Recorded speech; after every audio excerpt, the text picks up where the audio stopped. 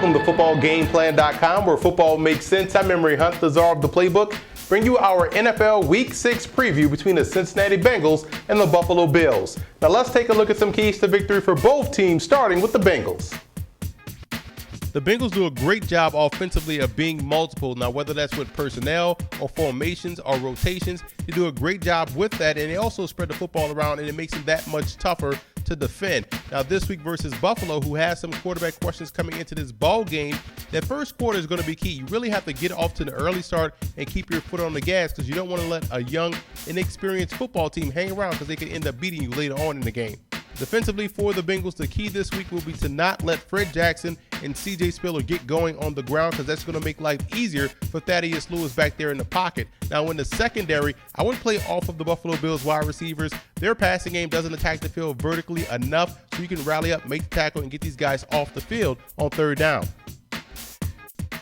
Now let's move over to the Bills in this ball game, and I think they can have some success running the football versus Cincinnati, who has a pretty good run defense if they influence block guys. That's washing guys down, trap blocking the defensive tackle, fold and fan blocking on the edges to get those guys flying upfield and running those sprint draws. I think they can have some success, and again, that's just going to make life easier for Thad Lewis. And also in the passing game, you want to work to get him in a groove early. This is a conference game, and yes, it's very early in the season, but you're in the thick of the playoff hunt. You still have a chance. Thad Lewis is a professional. Allow him to make plays downfield, so don't cripple your own chances by limiting the playbook.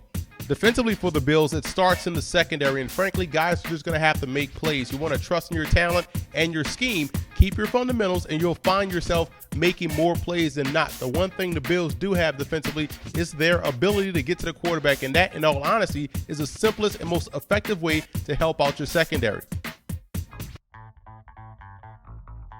This week versus the Buffalo Bills, we know the Cincinnati Bengals will have to beat the blitz. The Bills love to bring pressure, and I think they can beat the blitz while still protecting themselves with 6 guys in protection. You see what we have drawn up here? Double tight set. We're going to put a tight end on the inside. I love the 2 tight ends for Cincinnati. We're going to bring Mohamed Sanu in the slot and A.J. Green out here on the flank. Now, what we're going to do, the Bills are going to send 6 guys.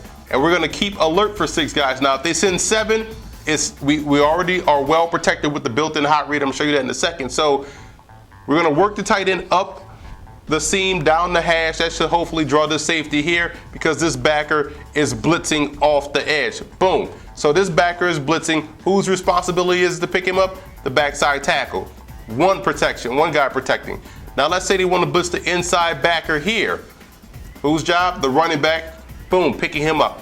You have your tackle, your defensive tackle getting blocked by the guard. Center is going to block the nose, but stay alert for either the middle backer or the other outside backer to come. Now, what's going to have to happen? You have your play side tackle blocking the 5 technique here, and we're going to drop the guard here in case this guy comes. Now, here's the route combinations. We have the tight end running 12 yards and in, giving Andy Dalton and a middle read with the tight end, and he loves to throw this route right here. Could be Gresham, could be Tyler Eifert, whomever is going to be the tight end on this side of the formation. You want to give him that in route that he loves so much. We're going to send A.J. Green up on the street. That's always a good thing. He has the athleticism. If this safety squeezes down on the in route, you're going to A.J. Green right off the bat. We have Mohamed Sanu is your hot read. Why? Because he has the body type to catch the football over the middle. He also has the strength to break a tackle and the athleticism to make one miss and hopefully take it the distance. So what Sanu is reading on this play, he's going to read the weak side backer or the middle backer. If this guy, and he's running your built-in hot route right here, your quick slant. Now, if the middle backer comes, his job is to run it at a shorter depth. He's going to cut it off here and try to replace where their linebacker just left.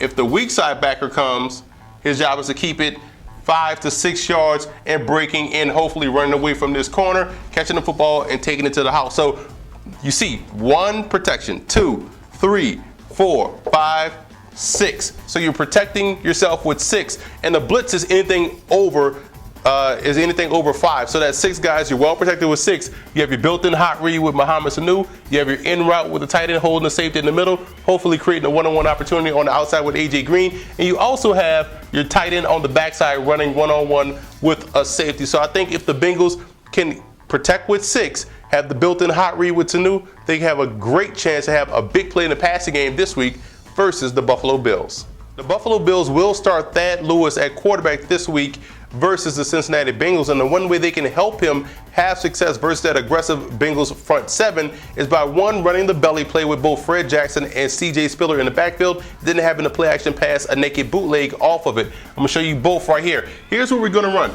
Let's call this getting Lewis in groove in the red zone. So let's just say this is short yardage red zone type situation. You have your tight end and receiver tight to the line of scrimmage, 1 by 2, 1 yard off, 2 yards away. So what we're going to do here, we're going to put both guys in a far formation. That means the tailback is the furthest away from the tight end. So both CJ Spiller, who has the speed, the reason why we put him on the outside, so he won't get caught by the backside defensive end, but we're going to hold this backside defensive end at the line of scrimmage because we're going to roll out Thaddeus Lewis. So what we're going to do here, we're going to block this like this. We're going to have the receiver stalk block the cornerback, but really going to get the strong safety. That's important because the play action pass off of it is wide. We're going to have the tight end reach block the defensive end. We're going to have the play side tackle work up to try to get this backer block.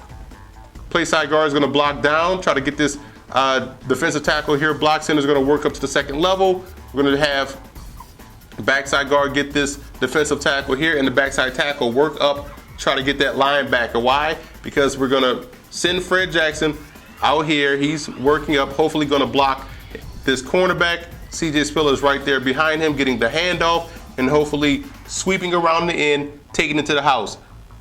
Reverse pivot. That's key. That holds the backside defensive end at bay. We're also going to have the wide receiver here work up to try to block this safety. Now, the play action pass off of this, it's a great play, by the way, to get both backs in the backfield and utilize CJ Spiller's speed to the outside and his ability to see a lane, cut it upfield, and then sprint toward the goal line. Now, the play action pass off of it, things change a little bit. You see Fred Jackson and how we have his track going outside to block the cornerback. We're going to have him stop right here and pick up this defensive end. Why? Because we're sitting in the tight end who's going to get a chip, hold it for a second, then work his way back across the formation on a backside crosser, and that's going to be the first read. The second read will be the wide receiver who stalked up to try to block the safety, breaking it back to the corner, creating that space for the tight end to come across on the crosser, and also putting this cornerback in the bind. Is he's going to meet this crosser here and leave the safety to try to get over top this corner route, and the backside receiver is now running a post, hopefully putting this safety in the bind and also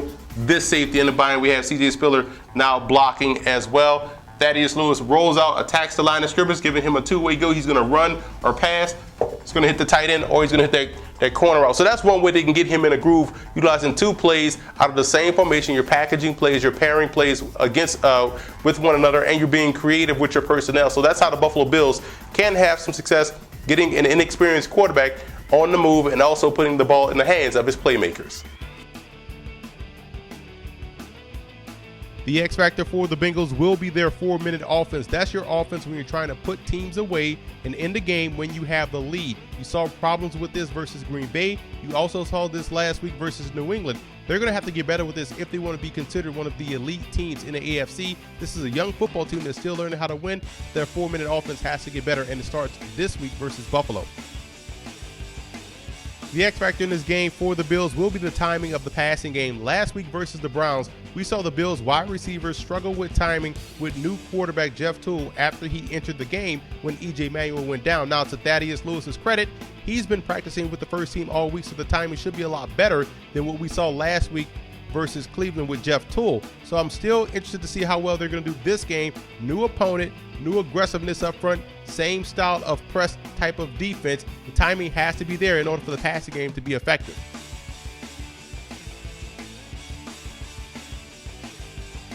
Now here are some coaching points for both teams in this ballgame. For the Bengals, the offensive line, in my opinion, has to start finishing blocks. You have to block until the whistle blows. And as a former running back, that could be the difference between a 5-yard gain and a 50-yard touchdown run. Now in the passing game, you want to high-load their best player, and that's Kiko Alonso, the outstanding rookie linebacker.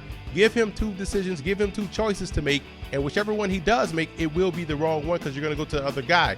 Now versus the running game of the Buffalo Bills, you want to shoot the gaps versus CJ Spiller as well as Fred Jackson. Buffalo wants to make this a horizontal game. They want to get to the perimeter. They want to get to the edge. You have to shoot those gaps and make plays at or behind the line of scrimmage. Now for the Buffalo Bills, you want to move the pocket for Thaddeus Lewis. You don't want to make him a sitting duck back there in the pocket. The Cincinnati Bengals have a very good defensive front.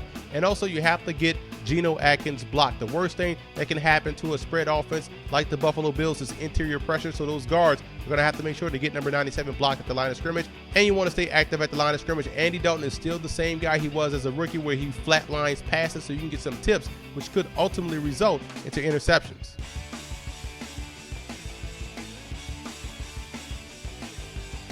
I like the Bengals in this ball game. This is a very good defense, and how you know this is a very good defense, when you're missing some of your key players and you're still able to put up the effort they did last week versus New England, then yes, you have a very good defense.